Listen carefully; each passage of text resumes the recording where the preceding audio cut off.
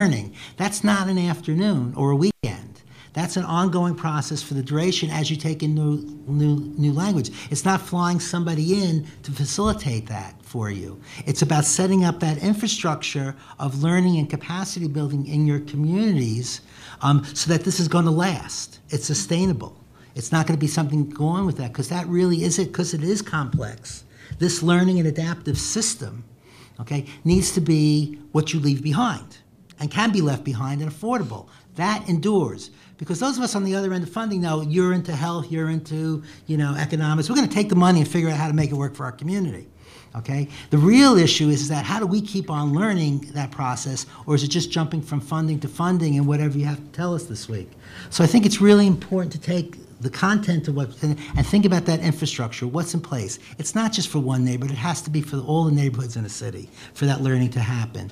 And I think investing in that kind of system is a really critical next step for this work. And the role of the intermediary, whether it be a single organization or network, is really something we don't put enough attention to in both studying and understanding, okay, how that works best, how do we build community capacity, not individual, but organizational and community capacity. What does it take to do that in the kind of method that Penny was just talking about?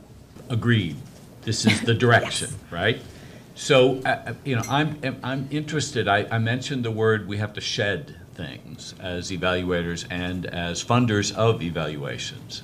So what's in the discard pile? One thing for sure needs to be in the discard pile would be these sort of annual or worse every 3-year evaluation reports that cost $1 gazillion to produce, that use data that's hopelessly obsolete and tell you things that you can't use because it all happened. So we know that has to be set aside. I think that if we take the idea that the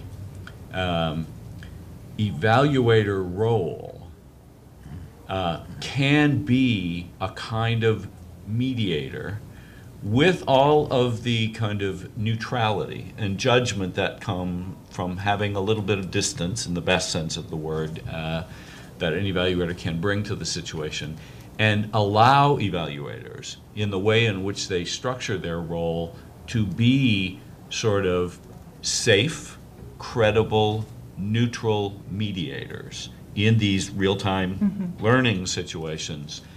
That is worth a very significant